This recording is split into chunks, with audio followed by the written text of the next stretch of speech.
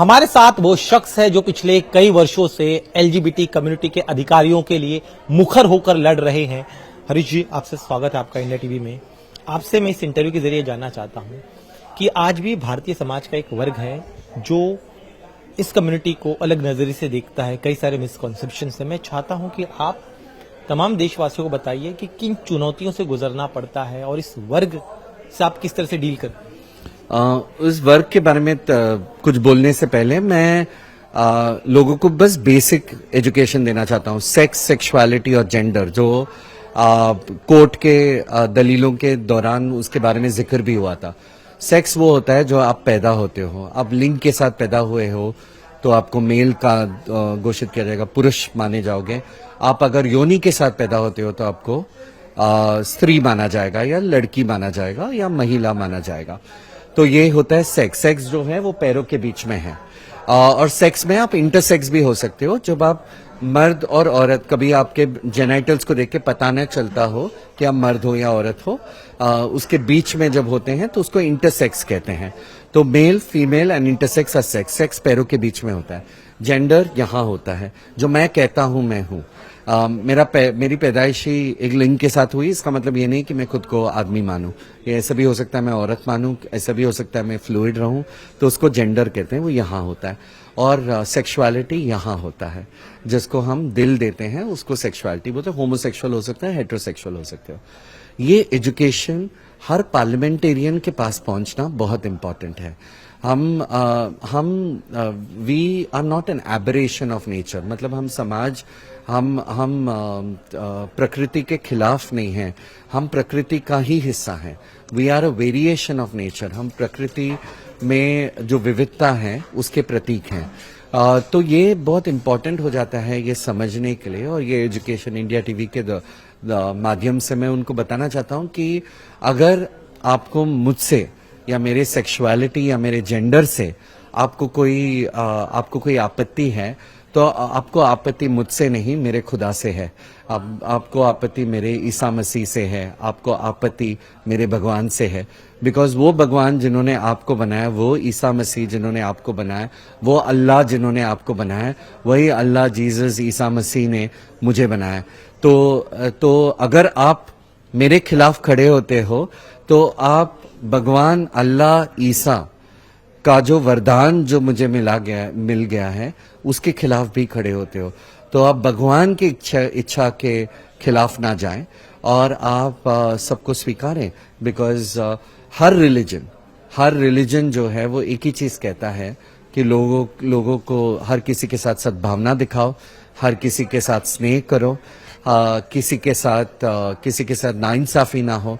और हमारे साथ बड़ी नाइंसाफी हो रही है। मैं उसी पे आ रहा हूँ, किस तरह की चुनौतियों से गुजरना पड़ता है। भले ही हम कहने के लिए 21वीं सदी में आ गए, हर किसी के पास डेटा बहुत आसानी से उपलब्ध हो जाता है, दिन भर मोबाइल पे रहते हैं, लेकिन जो मेंटल लेवल पर जो एजुकेशन चाहिए, जिसका जिक्र आप लगातार कर रहे हैं, वो नहीं हो पाया। तो आज भी हमारे समाज में जो खासतौर पर युवा है, जो नहीं समझ पाते, इस पशुपेश में होते हैं, चार दीवारों के भीतर रहते, उन्हें किस तरह की चुनौतियों का सामना करना पड़ता है, जो आपसे अपनी प्रॉब्लम शेयर करते हैं। बहुत बार नेटिव फैमिलीज जो माँ बाप हैं, कभी बहुत बार ये सोचो कि आप थक हार के आप घर जाते हो और घर ही आपके लिए सेफ जगह ना हो तो कैसे हो जाएगा। जब घर में आपको सेफ्टी का माहौल ना हो, आपके माँ बाप ही आपको पीटते हो, आपके माँ बाप आपको जलाने की कोशिश करते हो, आपके माँ बाप आपकी जिंदगी लेने तक की नौबत आ जाती है जहां माँ बाप से आपको बचना पड़े और आपको पुलिस में कंप्लेन करना पड़े।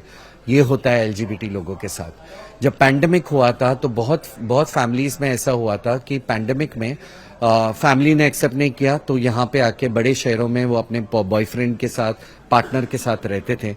और सडनली ये हुआ कि पैंडेमिक हो गया, जॉब्स चली गई, पैसा पे नहीं कर पा रहे थे तो उनको वापस घर जाना पड़ा। तो यहाँ पे वो लड़की बन के अपनी जो अंदर, जो दिल से जो खुद को मानते हैं, उस जेंडर में रह रहे थे। और सडनली देखा कि अभी उनको घर जाना है तो उनको नेल पॉलिश निकालना पड़ा, सब ये निकालना पड़ा। और सोचो, दो रूप की जिंदगी, एक ये जिंदगी और एक वो जिंदगी, दो जिंदगियों के बीच में उनकी जिंदगी बढ़ गई। और इतनी बढ़ गई कि बहुत सारे सुसाइड्स के केसेस हुए। और बहुत बार जब फैमिलीज जिन्होंने एक्सेप्ट नहीं किया था, एक बार ये एक केस ऐसा भी आया, बम्बई में हुआ था, जहां पे एक कम्युनिटी का बंदा जो है वो अपने लवर के साथ आए थे, यहाँ पे रह रहे थे, 10 साल से उन्होंने अपने फैमिली का चेहरा नहीं देखा था। मगर क्या हुआ कि एक की मौत होने वाली थी और वो वेंटिलेटर में थे, और दूसरे को इतना हक भी नहीं मिला कि वो बोल सके कि इसको वेंटिलेटर से निकाल दो और उसको आसानी से मरने दो। मरने तक का जीने का तो हक तो हम मांग ही रहे हैं, हम मरने का भी हक मांग रहे हैं। हम चाहते हैं कि हम जब मरें तो हमारे जो हमसे जो प्रेम करते हैं, मेरी माँ है यहाँ पे, बट मेरी माँ तब तक जिंदा नहीं रहेगी, मेरा जो प्रेमी है वो जिंदा रहेगा, तो उसको इतना हक तो मिले कि वो ये तैर कर पाए कि मैं जिंदा रहूं वेंटिलेटर सपोर्ट में, कि मुझे निकाल दिया जाए वेंटिलेटर सपोर्ट से। वो हक तो मुझे मिला। मैं 44 इयर्स का 45 इयर्स का हो गया हूं मैं अभी। तो मुझे पता नहीं मेरी जिंदगी कितनी लंबी है, मगर मैं ये जरूर चाहता हूं कि मेरी जिंदगी लंबी भले ही ना हो, मेरी जिंदगी में ये पड़ाव जरूर आए जहां पे मैरिज इक्वालिटी पाऊं, ना सिर्फ मेरे लिए, पर वो सारे यंग एलजीबीटी लोगों के लिए जो इस हक के लिए आज भी लड़ रहे हैं, हर दरवाजा खटखटा रहे हैं इस हक के लिए। और वो हक हम चाहते हैं। हम कुछ स्पेशल राइट्स नहीं मांग रहे हैं, हम इक्वल राइट्स मांग रहे हैं। हम ये चाहते हैं कि हमें द राइट टू इनहेरिटेंस मिले, हमें the right to life with dignity मिले। हम जो कॉन्स्टिट्यूशनल राइट्स हैं वो राइट्स का एक्सटेंशन मांग रहे हैं मैरिज में भी। मैं इसी की बात कर रहा हूँ कि ये तमाम चूंकि कानूनी बातें होती हैं, आज दलीलें भी लगातार हो रही थी, आम व्यक्ति को बताइए आप कि जब आप राइट टू इक्वालिटी की बात करते हैं तो किन परेशानियों का आपको सामना करना पड़ता है। मान लो अगर कोई कपल है जिसे घर लेना है तो क्या उन्हें घर मिलता है आसानी से, बच्चा अडॉप्ट करना है तो क्या वो कर पाते हैं, नहीं कर पाते, उन चुनौतियों के बारे में बताइए ताकि आप लोग की समस्याएं जो है पूरा देश समझ सके। घर के बारे में अगर होम लोन लेना है तो बहुत सारे ऑर्गेनाइजेशंस हैं, वो इंटरप्रेट उतना होलिस्टिकली इंटरप्रेट नहीं। जॉइंट अकाउंट खोलना है, कुछ बैंक्स में अलाउड है, बट आरबीआई का गाइडलाइन होने या ना होने के बावजूद ये सारी चीजें जो हैं, अगर एक डायरेक्टिव आ जाए, एक पॉजिटिव वर्डिक्ट आ जाए तो खुल्लम खुल्ला हर कोई कर सकता है। अभी भी खुल्लम खुल्ला कर रहे हैं, मगर कुछ चुनिंदा लोग कर रहे हैं। अब ये हो सकता है कि हमारे लिए बहुत सारी चीजें आसान हो जाए। उन्होंने सारे जजेस ने एक चीज जरूर कही, उन्होंने तुषार मेहता ने कहा था कि ये अर्बन एलीट कॉन्सेप्ट है, कि ये अर्बन है और एलीट है। तो क्या आप बंबई में अभी हम ललित होटल में हैं, 5 स्टार प्रॉपर्टी है, ये अर्बन भी माना जाएगा, एलीट भी माना जाएगा। क्या आप गे हो गए हो? मैं आपसे पूछ रहा हूँ कि आप गे हो गए हो? बिल्कुल नहीं ना। आप तो क्या हम ऐसा कोई लक्ष्मण रेखा है कि हम पार करें, गांव से बाहर आए, शहर आ जाएं तो हम गे हो जाएंगे? क्या यहाँ पे कोई गे वायरस है जो फैल रहा है कोरोना के जैसे? तो there is nothing known as urban elite. LGBT समुदाय के लोग हर जगह पाने जाएंगे। अगर आप बहुत साल पहले अशोक राव कवि जी ने कहा था कि अगर आप जो एलजीबीटी राइट्स एक्टिविस्ट और पत्रकार भी हैं, उन्होंने कहा था कि अगर आप अंटार्कटिका में भी चले जाओ तो वहां पे आपको गे एस्किमो मिल जाएगा। तो गे लोग जो होते हैं वो हर जगह होते हैं। हमारी पैदाइशी आप सबके घरों में होती है। तो क्या आप करोगे? आपके बच्चे अगर एलजीबीटी समुदाय से हैं तो क्या आप बच्चों को फेंक दोगे? तो मैं आपको अच्छे माँ बाप नहीं मानूंगा अगर आप ऐसे करोगे। तो आप खुद को एजुकेट कीजिए, क्योंकि the Indian Psychiatric Association, the American Psychiatric Association, the World Health Organization, the Indian Psychologist Association, हर किसी ने कहा है कि ये प्रकृति की विविधता है। ओके, ये प्रकृति के खिलाफ नहीं है। तो हम चाहते हैं कि अगर कोई पेरेंट्स सुन रहे हो या फिर कोई यंग पीपल सुन रहे हो जो बच्चा पैदा करना चाहते हो, तो जानिए जरूर कि बच्चे आपके एलजीबीटी समुदाय के भी हो सकते हैं। और अगर आप चाहते हो कि वो पॉजिटिव एनवायरनमेंट में जिए तो आप एक्सेप्ट कर लीजिए, बिकॉज हम ये चुनते नहीं, कोई ऐसा चुनता नहीं है कि मैं ऐसे सुबह उठ के ये नहीं सोचता हूँ कि आज सोमवार है तो मैं आज गे बन जाता हूँ, आज मंगलवार है तो मैं बाइसेक्सुअल बन जाता हूँ। ऐसे कोई सोच के नहीं करता। कोई ऐसी जिंदगी चुनता नहीं है जहां पे रोज जिल्लत का सामना करना पड़े, रोज लोगों को बताना पड़े, रोज इंटरव्यू भी देना पड़े कि यार मैं तो ठीक हूं। ये कोई चुनता नहीं है। हम हैं ऐसे, इसलिए हम जीने का हक मांग रहे हैं। गांव देहात से जब जो वहाँ के जो लड़के हो लड़कियां हो फिर इंटरसेक्स जेंडर के हो, जब वो आते हैं आपके पास, आपसे मिलते हैं, बातचीत करते हैं, तो क्या परेशानी बताते हैं? क्योंकि समस्या काफी गंभीर है, लेकिन बहुत कम लोग ही जो खुलकर आकर बोल पाते हैं। जब वो आपसे मिलते हैं तो वो क्या चुनौतियां बताते हैं? बहुत सारे गांव में एक्सेप्टेंस भी ज्यादा है। वो लोग बस कहते हैं कि हाँ, उनको भगवान ने ऐसे बनाया है। बस हम वो एग्जाम्पल्स देखते हैं जहाँ पे एक्सेप्टेंस नहीं है। बहुत सारे शहरों में, बम्बई जैसे शहरों में भी हमने सुना है जहाँ पेरेंट्स ने एक्सेप्ट नहीं किया है, और गांव में भी हमने देखा है जहाँ पे बहुत एक्सेप्टेंस हुई है। मुझे अगर आप बहुत सारे लोगों को देखें, मेरी जो घर पे जो काम करती थी वो मुझसे कह रही थी, वो जो है मेरी होम हाँ, जो मेरे घर में काम करती, वो कहती थी कि यार उसके गांव में तो 2-3 लोग हैं। जब मैंने बताया उसको कि मैं LGBT समुदाय से बिलोंग करता हूं, तो उन्होंने कहा कि यार मेरे गांव में तो है, इसमें तो कोई बड़ी बात नहीं है, 4-5 लोग हैं, बट उससे कुछ फर्क नहीं पड़ता है हमें। तो कभी कभी एक्सेप्टेंस भी ज्यादा होता है। तो ऐसा नहीं है कि ये जो अर्बन एलीट कॉन्सेप्ट कहते हैं, तो उससे ये भी सोचते हैं कि गांव देहात वाले तो एकदम ऐसे पिछड़े ख्यालात के होंगे, उनका कोई दिमाग नहीं होगा। ये गवर्नमेंट को, स्पेशली सॉलिसिटर जनरल को ऐसा सोचना नहीं चाहिए।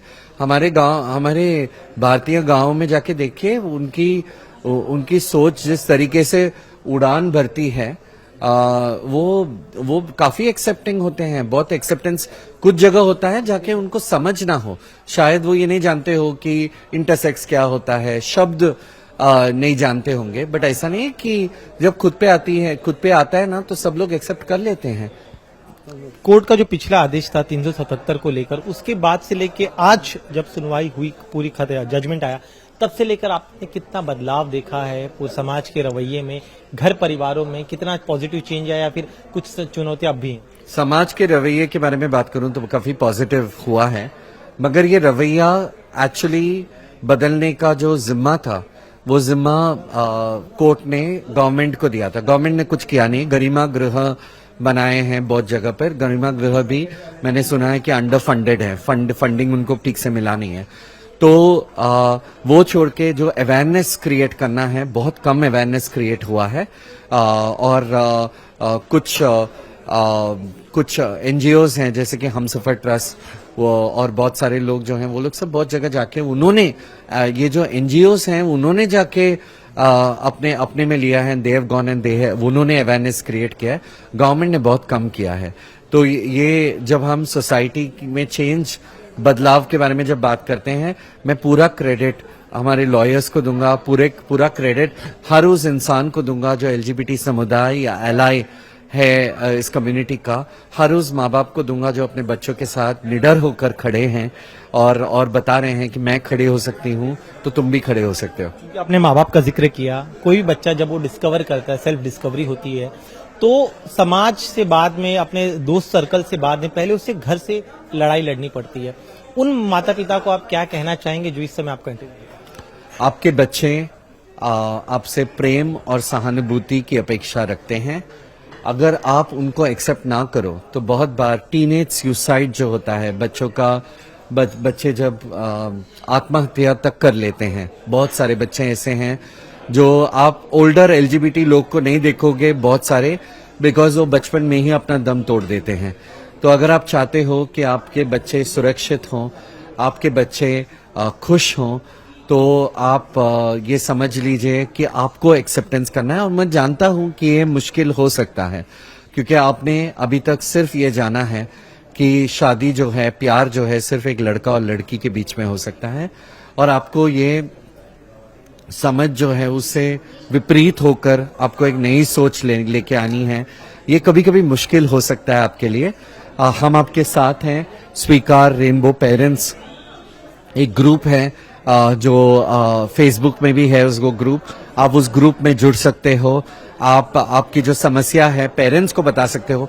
वो ग्रुप है पेरेंट्स का, पेरेंट्स के लिए, तो आप पेरेंट्स को बता सकते हो और वो पेरेंट्स जो हैं आपकी मदद करेंगे। आप अकेले नहीं हो।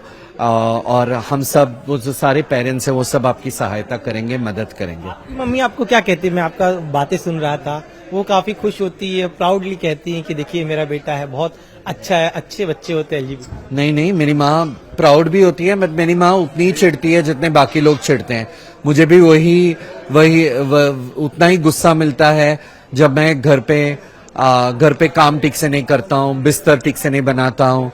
I am not over entitled because मैं LGBT समुदाय से हूँ, मगर एक्सेप्टेंस में जब तक कि मेरी माँ ने एक्सेप्ट नहीं किया था मेरी सेक्सुअलिटी को, तब तक मैंने 3 बार आत्महत्या की कोशिश कर दी थी। तो मेरी माँ ने जब एक्सेप्ट किया तब तक मैं करियर में मैं कहीं जा नहीं रहा था। अगर मैं आज एक्टिविस्ट हूँ, आज आपके सामने बात कर रहा हूँ, अपना तर्क आपके सामने रख पा रहा हूँ, वो इसलिए क्योंकि मेरी माँ ने मेरा सपोर्ट किया। और पेरेंटल एक्सेप्टेंस बहुत इम्पोर्टेंट होता है। बच्चे जो हैं खिल उठते हैं, वो कली रहते हैं, suddenly you will see that they have opened up and they blossom once you accept them. So please, अगर आप माँ हो या आप बाप हो तो प्लीज अपने बच्चों को एक्सेप्ट करें। अम्मा इंदवा, अपने मम्मी से ही मिलाइए, अपनी मम्मी से बताइए अपने मम्मी के बारे में। तो ये मेरी माँ है, और ये मुझे उतना ही डांटती है जितने कि मेरे उसके दूसरे लड़के को डांटती है। वो स्ट्रेट है और मैं गे हूँ, और कुछ फर्क नहीं है हमें। शादी का, चूंकि ये लड़ाई शादी के लेकर थी, आज आप लोग को इंसाफ, आप लोग के हिसाब से आपके हक में फैसला नहीं आया, तो लड़ाई किस तरह से जारी रहेगी और आप क्या उम्मीद? शादी तो हम करेंगे। हम शादी तो CJI ने भी कहा कि हम शादी को लीगल रिकॉग्निशन नहीं मिलेगा, मगर शादी तो कर सकते हैं। हम शादी करेंगे।